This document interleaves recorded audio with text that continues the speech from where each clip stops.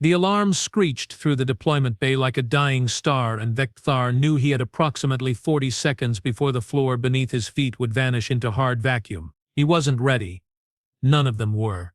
The Kuldreth military prodigy pressed his triple-jointed fingers against the equipment locker, watching them tremble despite 3 years of conditioning.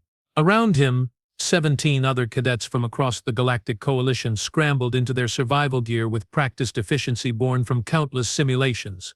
But simulations didn't capture the metallic taste of real fear, the way his double hearts hammered against his reinforced ribcage, or the absolute certainty that at least half of them would die in the next 72 hours. The final trial didn't just test you, it consumed you. Seal integrity at 90%, announced Cora, a Metherian whose crystalline exoskeleton refracted the emergency lighting into dancing patterns across the bulkheads. Her voice carried the same artificial calm they'd all been taught, the one that said, "I am not terrified," even when every instinct screamed otherwise. Deployment in 28 seconds. Vector Fear yanked his combat harness tight, checking the charge on his plasma rifle for the 5th time, fully loaded. Not that it would matter. The drift wasn't a place where superior firepower saved you. It was a dimensional anomaly, a sector of space where physics went insane and reality folded in on itself like origami made by a sadistic god. Previous graduating classes had called it many things. The grinder, the proving ground, the place where hope dies screaming. The instructors called it essential. "Listen up," Commander Xyloth's voice cut through the chaos, synthesized through the bay's speaker system. The old Vecarian war hero had led the academy for 30 cycles, and rumor suggested he'd personally survived the drift 4 separate times. Looking at his scarred hide and the way his combat arm terminated in a crude prosthetic, Vector believed it. Standard insertion protocol applies. You have 72 hours to reach the extraction beacon on the far side of the drift. Minimum passing requirement. 12 survivors reached the beacon. Current class total, 18 cadets. Someone behind Vector whimpered. He didn't blame them. The mathematics were brutally simple. 6 would die. Minimum. Your equipment has been randomly assigned, Xyloth continued, and Vector felt his stomach drop through his feet. Randomly assigned meant someone had basic rations while another cadet got medical supplies. Someone had shelter pods while another carried spare ammunition. The Academy's philosophy warriors needed to learn that survival meant cooperation, sacrifice, and impossible choices. 10 seconds, may the void take you gently. It wouldn't. The floor split apart. Vector plummeted through the artificial gravity barrier and into the screaming chaos of the drift. Space twisted around him. Not the comfortable black void of normal space, but something alive and writhing. Colors that shouldn't exist burned across his vision. His inner ear sent contradictory signals that suggested he was simultaneously falling, rising, and rotating through 17 impossible axes. The navigation beacon in his helmet stuttered, displaying coordinates that made no sense in 3-dimensional space. He forced himself to breathe, focusing on the training. Find your squad. Establish rally point. Assess resources. Survive long enough to make a plan. His suit's thrusters fired, stabilizing his tumble. Around him, other cadets appeared like ghosts materializing from nightmare, their suit lights cutting through the dimensional haze. Their suit lights cutting through the dimensional haze. Vector counted quickly. 14 visible. 4 still missing, or an explosion of crystalline fragments erupted to his left. Cora. Her exoskeleton had cracked under the dimensional pressure, splitting her beautiful geometric patterns into jagged destruction. She drifted past him, already dead, her faceted eyes reflecting the impossible colors one final time. 17. Rally on me? Vector transmitted, knowing leadership meant painting a target on yourself but unable to watch the group disintegrate further. Coordinate said Alpha 7, transmitting now. His helmet's display showed acknowledgements pinging back 13 responses. He didn't let himself calculate the implications. The cadets converged on a relatively stable chunk of asteroid, one of thousands floating through the drift like debris from reality's shipwreck. Vector maglocked his boots to the surface and took stock. 13 cadets from 8 different species, each hauling equipment packs they hadn't been allowed to examine before deployment. Sound off, he ordered. Name, species, and equipment. They went down the line. Wrath, a massive Thundorian, whose forearms could bend duralloy, carried construction materials. Zilmetha Gossamer, whose telepathic abilities made her invaluable for coordination, had medical supplies. Others reported having water processors, navigation gear, weapon ammunition, power cells. Then came the humans. Daktar had heard about humans, of course. Everyone had. The newcomers who joined the Coalition 3 cycles ago after their first successful faster-than-light expedition brought them stumbling into galactic society like children wandering into an artillery range. They were shockingly primitive. Their homeworld hadn't even achieved fusion power, but the Coalition Council had granted them provisional membership anyway. Something about potential and unique perspective. 4 humans had qualified for the Academy. Against all probability, all 4 had reached the final trial. Kozlow, announced the first. A human female with hair cropped military short and skin the color of Kaldrith sand at sunset. Equipment, ration packs, Terran calorie-dense, non-coalition standard. She hefted a pack that seemed absurdly large. Also, these are apparently edible by 13 documented species, so we can share. Generous. Unexpected. Taraji, said the second human, male with darker skin and a physique that suggested heavy gravity adaptation.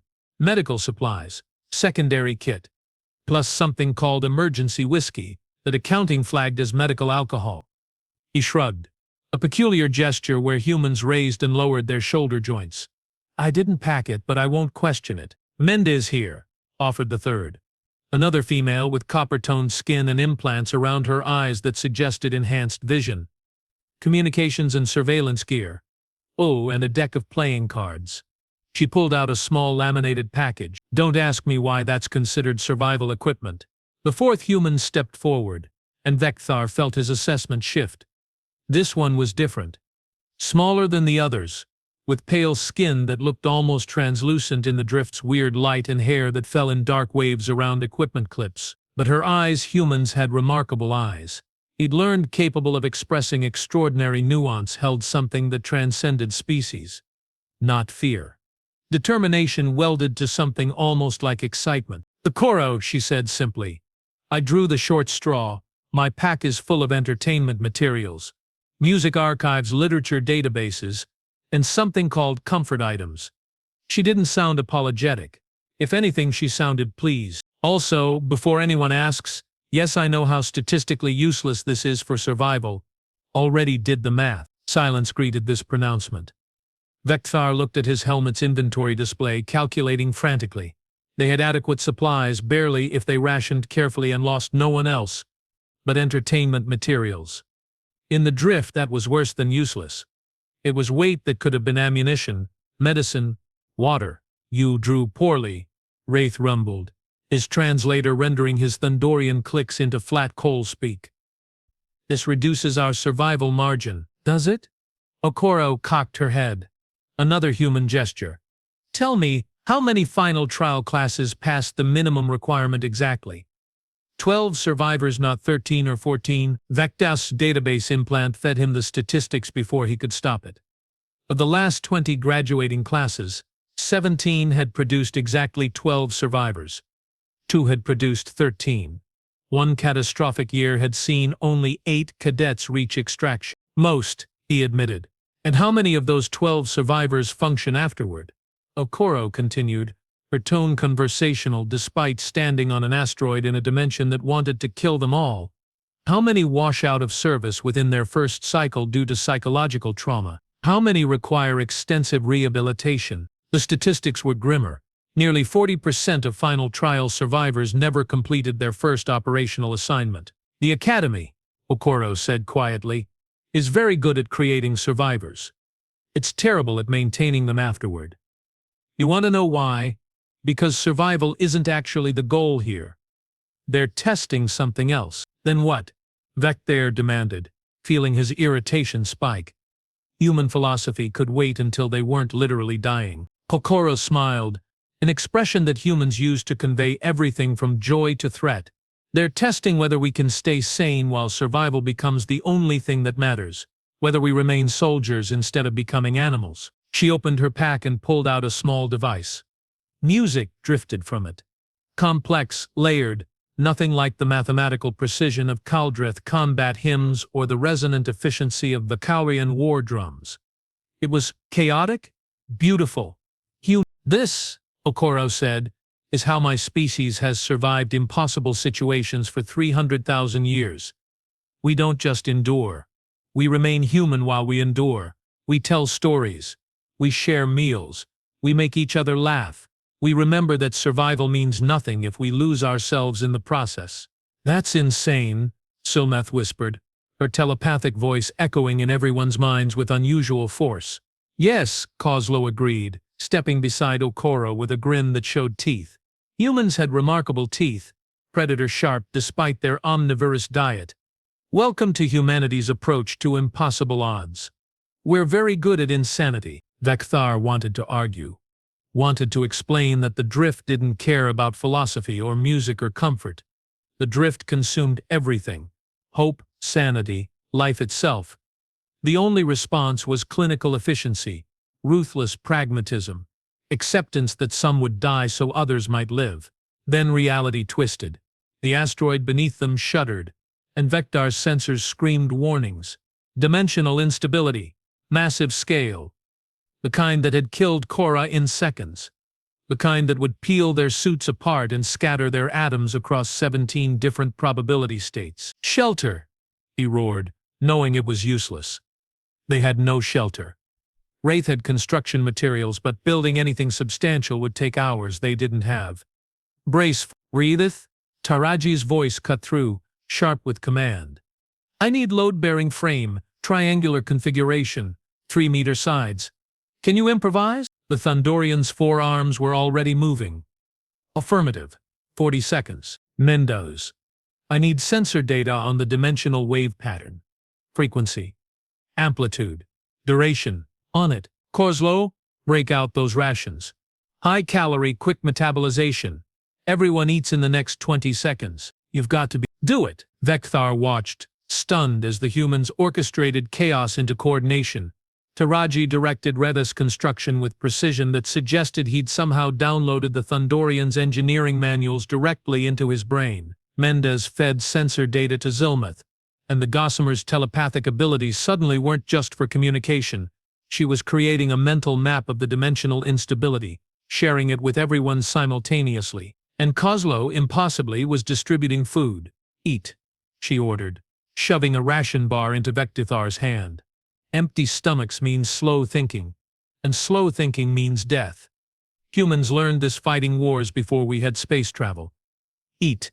Now, he ate, the foreign nutrients hitting his system like fire. His mind sharpened. The fear receded, just slightly. Okoro stood at the center of it all, that ridiculous music still playing from her device, and spoke in steady tones that somehow cut through the dimensional chaos. Here's what's happening. The drift isn't random. It follows probability cascades. That wave will hit us in approximately 90 seconds. Standard procedure says we brace and hope our suits hold. Survival rate 20%. Maybe 30 if we're lucky. So we die, someone muttered. No, Okoro corrected. We changed the probability. Reth's building a resonance frame. The dimensional wave is energy, and energy can be redirected.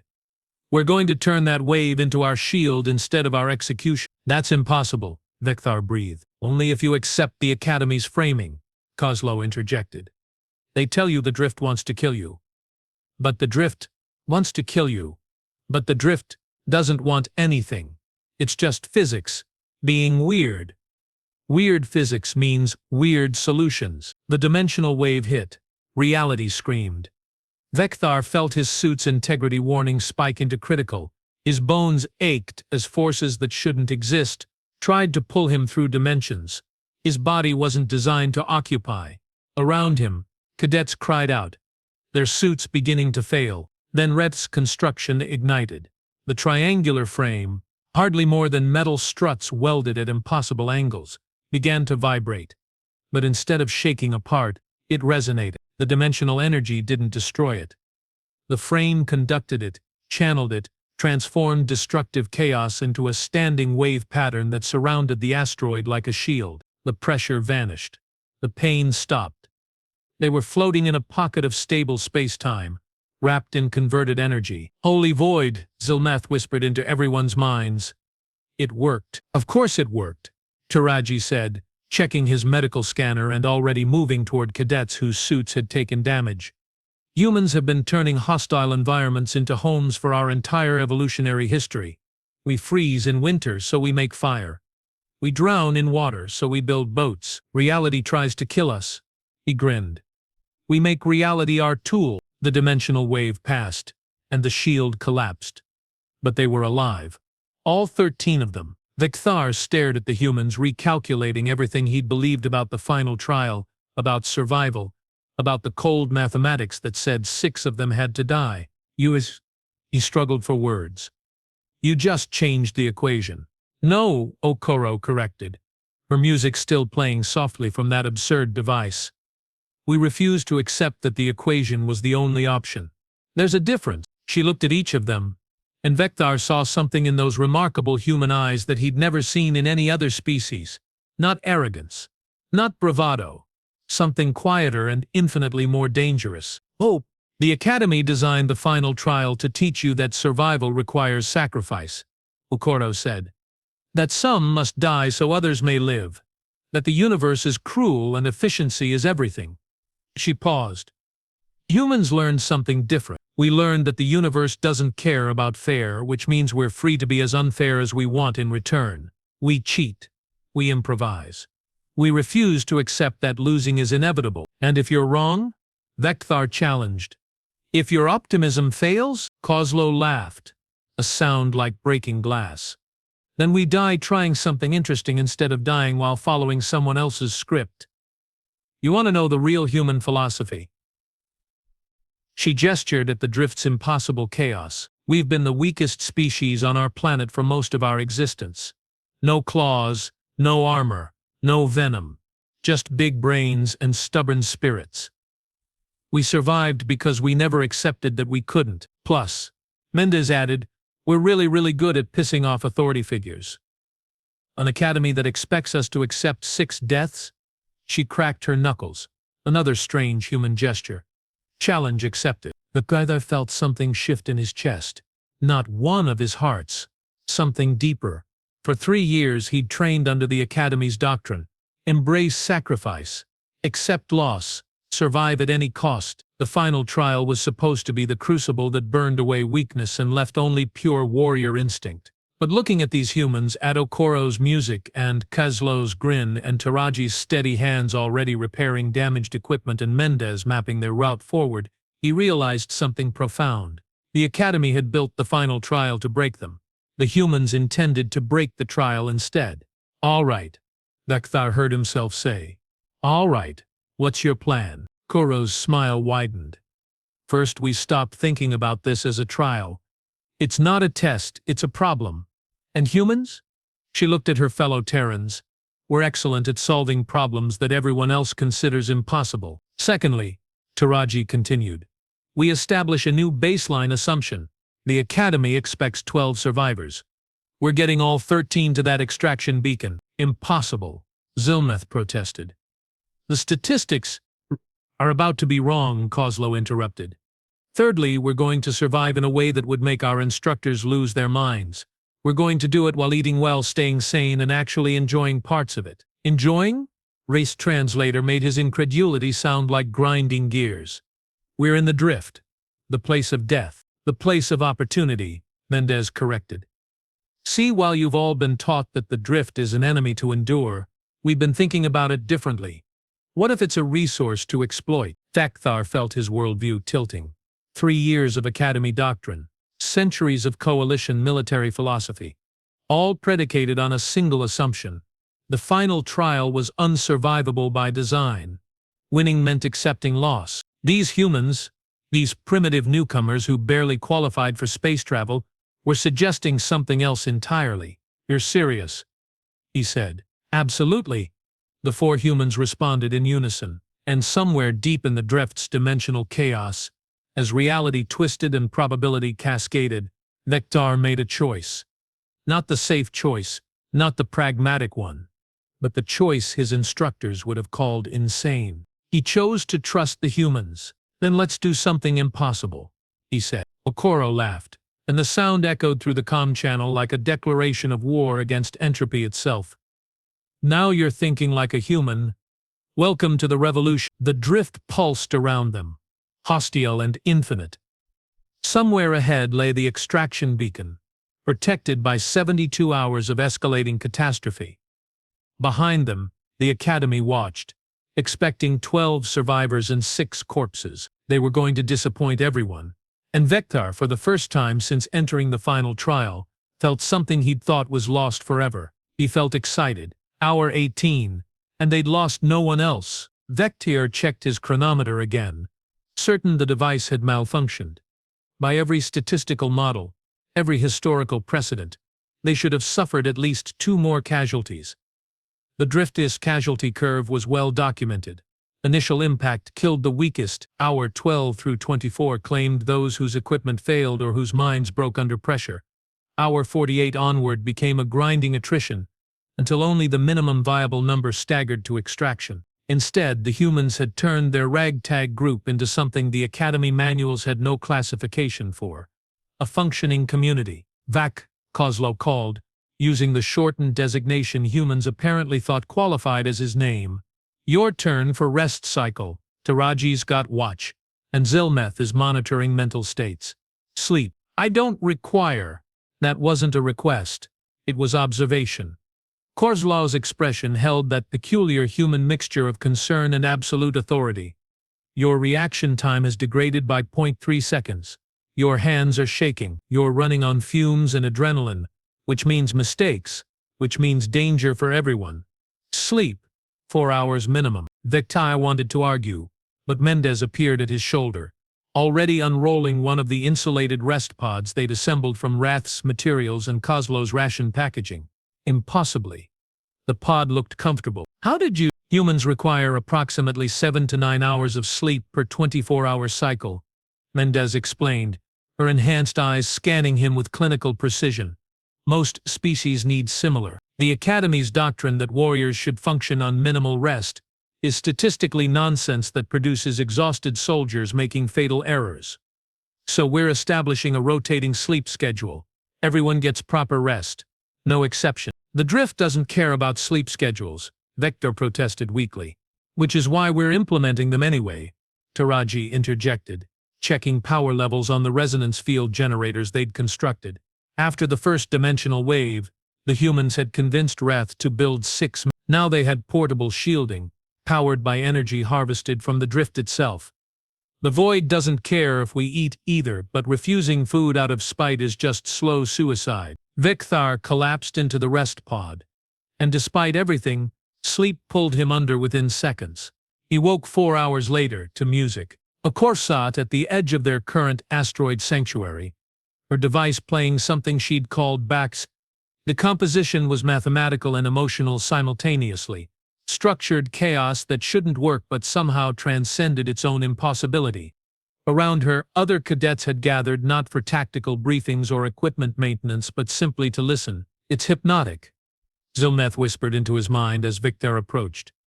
The Gossamer's telepathic voice carried unusual warmth.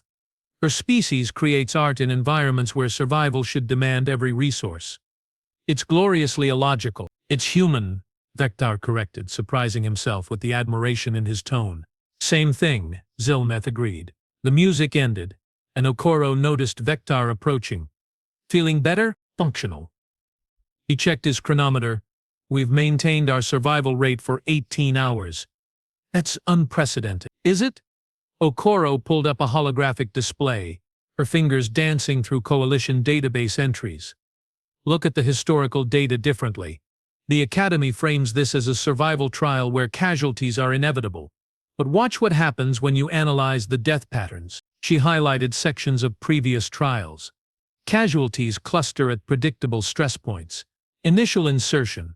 First major dimensional event, psychological breaking points around hour 36. But here's the interesting part. In every trial where early casualties were minimized, final casualty rates drop dramatically. You're suggesting that deaths create a cascade effect, Vector realized. Exactly.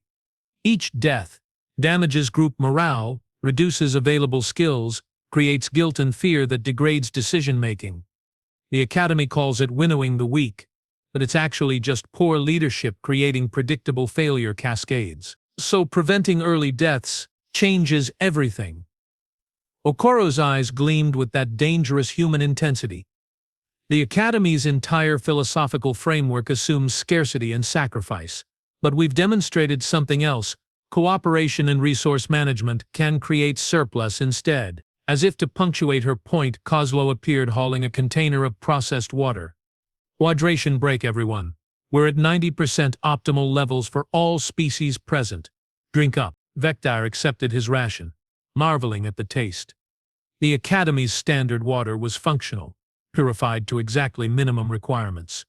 This was better, not because humans had better technology, but because they'd taken the time to optimize the purification process for palatability across species. Small things matter, Kozlow said, noticing his expression. Humans figured this out fighting wars across our homeworld.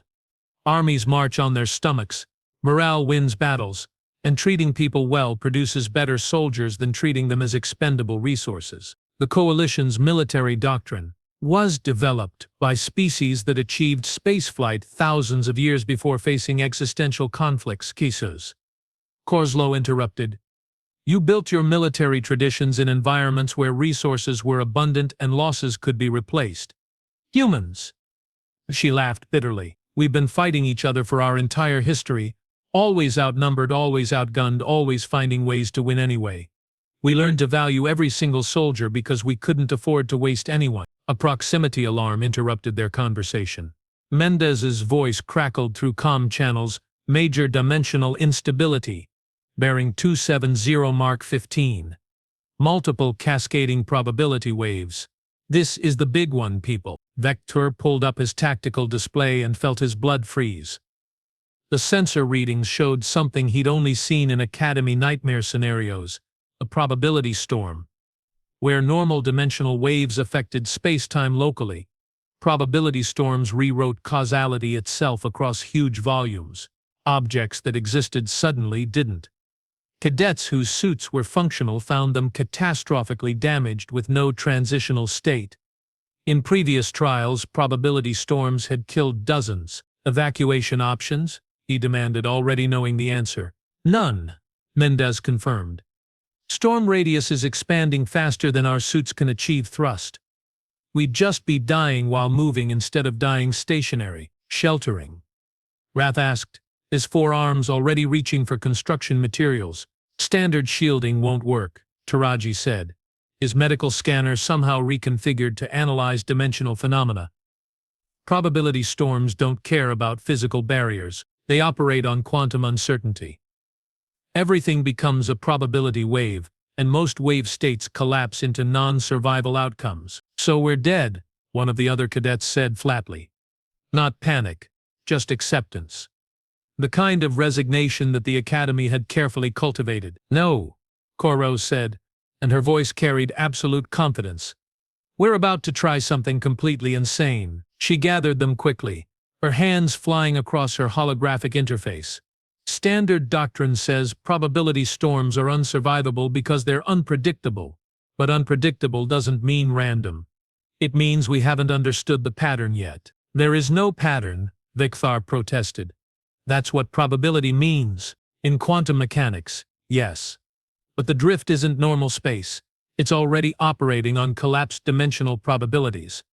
A probability storm here isn't true quantum uncertainty. It's rapid state shifting between multiple already determined possibilities. Mendez caught on first. You're saying we can predict the states better. We can choose them. Okoro's smile turned predatory. Zilmith, I need your telepathic field expanded to maximum range. You're going to link all our minds. I've never maintained a connection with this many disparate species simultaneously. You've also never tried while 13 people were actively trying to make it work. Humans have a concept called collective consciousness. We're going to weaponize it. And do what? Zilmith asked, already extending her telepathic tendrils despite her skepticism. We're going to collapse the probability wave ourselves. before the storm does it for us." The explanation that followed broke approximately 17 laws of physics and violated everything the Academy had taught about dimensional phenomena.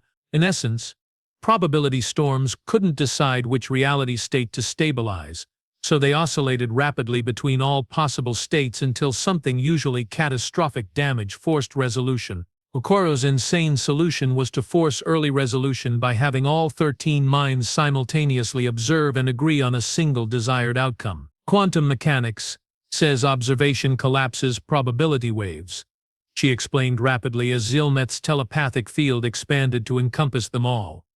Vekthar gasped as his mind suddenly touched 12 others, his thoughts visible to everyone and everyone's thoughts visible to him. The sensation was overwhelming and intimate and terrifying. "In normal space," Okoro continued, "her thoughts now everyone's thoughts. A single observer isn't enough to collapse macroscopic probability. But we're not in normal space. The drift responds to consciousness differently. That's why meditation techniques help resist dimensional pressure. So we're going to become a collective observer powerful enough to force our desired reality state." "What state?" Vekthar demanded, feeling the storm approaching, feeling its chaotic iterations pressing against the edges of their shared consciousness. "The one where we all survive," Okoro said simply. "Everyone focus. Hold that image. All 13 of us intact. Alive together after the storm passes.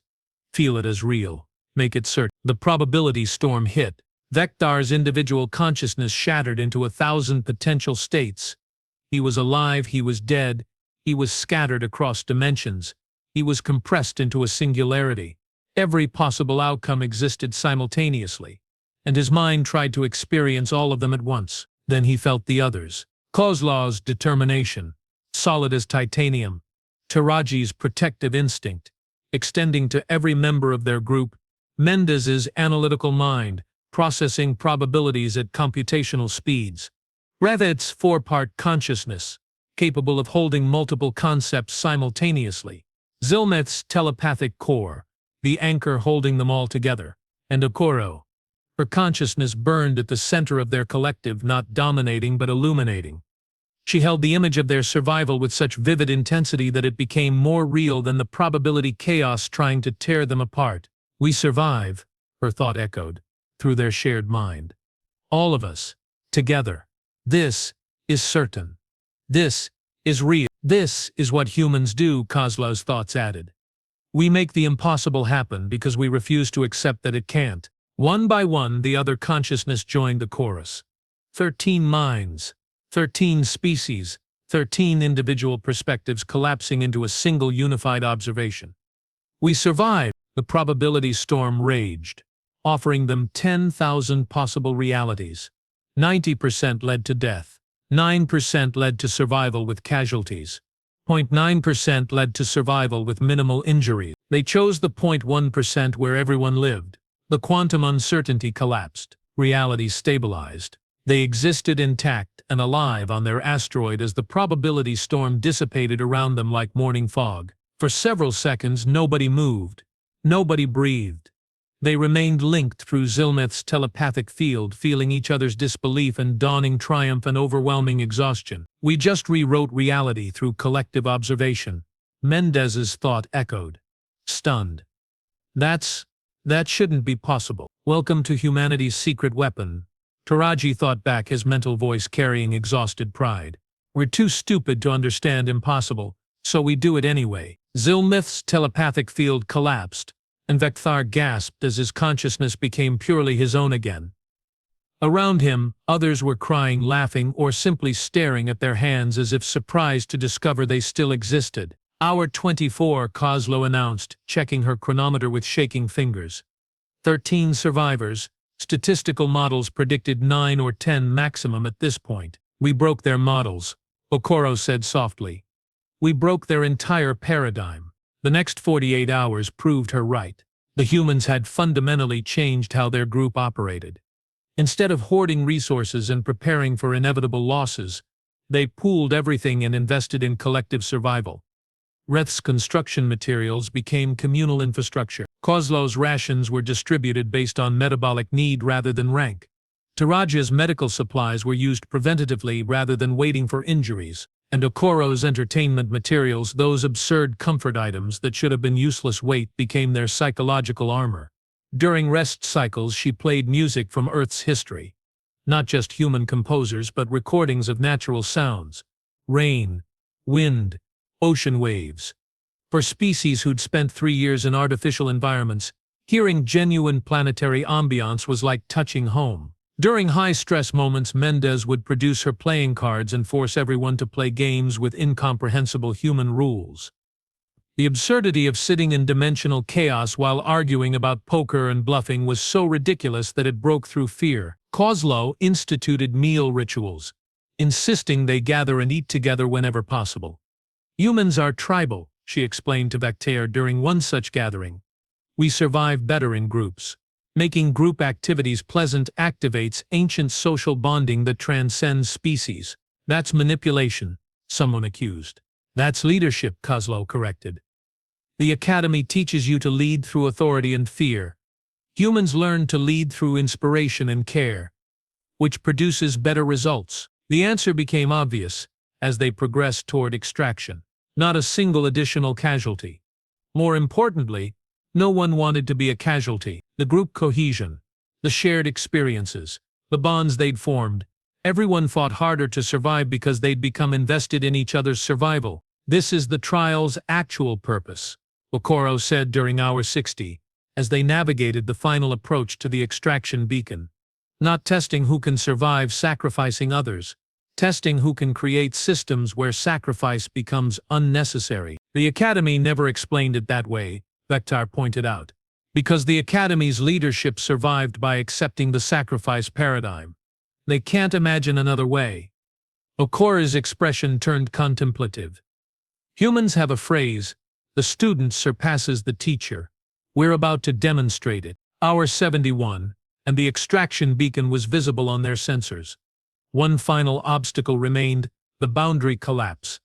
A massive dimensional instability that surrounded the beacon like a moat. Standard procedure required cadets to time their crossing during stability windows, brief moments when the collapse cycle reached minimal danger states. The stability windows were small. Statistically, crossing required multiple attempts. Each attempt risked casualties. "Or," Mendez said, studying her sensor data with those enhanced eyes, "we remember that we just survived a probability storm by refusing to accept conventional wisdom. They'd come too far to lose anyone now." The humans conferred briefly. Then Okoro addressed the group. "We have 2 options. Option 1, follow standard procedure. Make multiple crossing attempts. Probably lose 1 or 2 people, but guarantee the rest survive. Option 2, try something that's never been attempted." "Which is?" Reth demanded. "We use the boundary collapse as a weapon against itself." Taraji pulled up holographic schematics. "The collapse creates dimensional instability by oscillating between states. But we've still got our resonance generators. If we configure them in series instead of parallel, we can create a resonance cascade that forces the boundary collapse into temporary stability." "Temporary?" Vectaire questioned. "Approximately 8 seconds of complete stability. Long enough for all 13 of us to cross simultaneously. And if the cascade fails, we all die instantly instead of a few dying slowly." "Personally," Kozlow interjected, "I prefer everyone survives or everyone dies odds over some definitely die odds. But that's the human preference. What do you all think?" Vectaire looked around at his companions. Cadets from 8 species, each trained in the Academy's doctrine of acceptable losses and necessary sacrifices. Each capable of making the cold calculation that a few deaths to guarantee survival for the rest was rational. Each now fundamentally changed by 3 days with humans. "We vote," Zilneth said, her telepathic voice firm. "Coalition standard.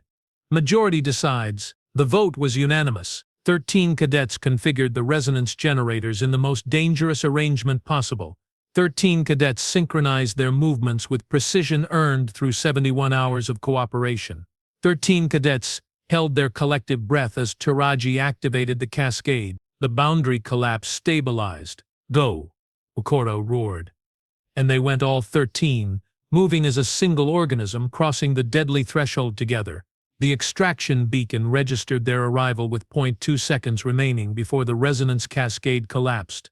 Automated systems activated, pulling them into the safe zone as the boundary collapse resumed its chaotic oscillations behind them. They'd made it. All 13. With 47 minutes remaining before the official extraction deadline. Impossible, Vecthar whispered. Improbable, Mendez corrected with a grin. There's a difference. Commander Xyloth stood in the observation deck, staring at the statistics display with an expression that would have been incomprehensible to humans but which Vecthar recognized as complete cognitive dissonance. 13 survivors, the old Vicarian said flatly. 13. In 300 cycles of the final trial, we've never had 13 survivors. 12 is the theoretical maximum, and that assumes perfect circumstances. Circumstances were not perfect, Vecthar reported formally. We experienced a probability storm at hour 24 and encountered numerous other lethal scenarios. I saw the telemetry. Xyloth's combat arm clicked against his desk. A nervous habit. Explain how you survived. Vecthar glanced at the humans who stood relaxed despite facing the Academy's most feared instructor. Kozlow gave him a subtle nod. Sir, with respect, Vecthar began. We survived because we rejected the trial's fundamental premise. Explain. The final trial assumes that survival requires accepting casualties, that resources are scarce, death is inevitable, and leadership means making ruthless choices. The humans taught us that those assumptions are artifacts of the trial's design, not universal truths. Xyloth's expression remained unreadable. Continue. They showed us that cooperation creates resource surplus, that morale multiplies combat effectiveness, and that treating soldiers as valuable rather than expendable produces superior results. They turned the drift from an enemy to endure into a problem to solve. Vectars struggled for words. They taught us that human stubbornness can overcome statistical impossibility. That's not military doctrine, Xyloth said softly. No, sir, Okoro stepped forward. It's human doctrine. And since humans are now part of the coalition, our doctrines are now part of coalition possibilities. Silence stretched. Then incredibly, Xyloth's scarred features shifted into what might have been a smile. 300 cycles, he said quietly. 300 cycles. I've administered this trial. 300 times I've watched idealistic young cadets enter the drift and emerge broken but functional. 300 times I've told myself that sacrifice is necessary, that we're creating survivors, that the end justifies the means. He looked directly at Okoro. You just proved that everything I believed was wrong. Not wrong, Okoro corrected gently. Incomplete. The coalition's military traditions are thousands of years old and deeply impressive, but they were built during eras of abundance. Humans developed our traditions during scarcity. Both have value. Combined? She smiled. Combined, we might be unstoppable. Xyloth studied them all. These 13 survivors who'd broken his unbreakable trial. The Council will want to analyze your methods, possibly implement them across the Academy, or, Kozlow suggested. They'll try to suppress what we've done because it threatens established paradigms. Bureaucracies hate paradigm shifts. Either way, Mendez added, you can't unprove what we've demonstrated. The drift can be survived without casualties. Cooperation beats sacrifice. Humans bring something new to the coalition, the absolute refusal to accept that losses are inevitable. Xyloth nodded slowly. Congratulations, cadets. You've graduated. You've also created a massive headache for Coalition Command. He paused. I suspect you'll cause many more such headaches in your careers. That's the plan, Taraji confirmed cheerfully. As they filed out, heading toward their new assignments as Coalition officers, Vecthar fell into step beside Okoro. Question, he said. If you knew from the beginning that survival without casualties was possible, why didn't you just say so? Okoro laughed. Because you wouldn't have believed me. The Academy spent 3 years teaching you that sacrifice was inevitable. I couldn't break that conditioning with words. You needed to experience an alternative paradigm before you could accept it was real. That's manipulative. That's leadership, she echoed Kozlow's earlier words. Real leadership isn't forcing people to follow your vision. It's creating circumstances where they discover that vision themselves and choose it willingly. The Kekthar considered this as they walked through the academy's corridors, passing plaques commemorating previous graduating classes. 12 names on each plaque. Always 12. Monuments to acceptable losses and necessary sacrifices. Their plaque would have 13 names. The Coalition's military is about to change, he said quietly. The Coalition itself is about to change, Okoro corrected. Humans are here now, we don't follow rules that don't make sense. We don't accept losses that aren't necessary. And we definitely don't respect paradigms just because they're old. She grinned. Welcome to the revolution. We're going to make the galaxy a much more interesting place. Ahead, Kozlow was already arguing with an administrator about proper nutrition in academy mess halls. Mendez had cornered an instructor to discuss updating tactical curricula. Taraji was examining medical protocols with increasing horror. The humans hadn't just survived the final trial.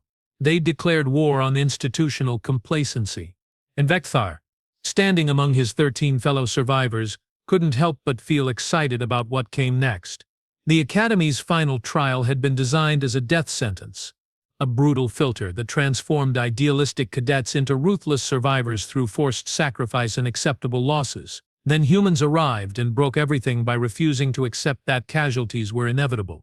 They demonstrated something the Coalition had forgotten over millennia of stable prosperity: that treating people as valuable rather than expendable, that investing in collective welfare rather than individual survival, that choosing hope over resignation. These weren't weaknesses to be trained away, they were humanity's superpowers. And now the galaxy would have to deal with what happened when you gave those superpowers to an entire generation of Coalition officers who'd learned that impossible was just another word for nobody tried hard enough at. Commander Zeloth watched them go, these 13 revolutionaries wearing cadet uniforms, and knew that the Academy, the Coalition, would never be the same. The humans had arrived, and they'd brought their absolutely unreasonable optimism with them. The universe, Zeloth reflected, was about to become significantly more chaotic. He found himself smiling. About damn time.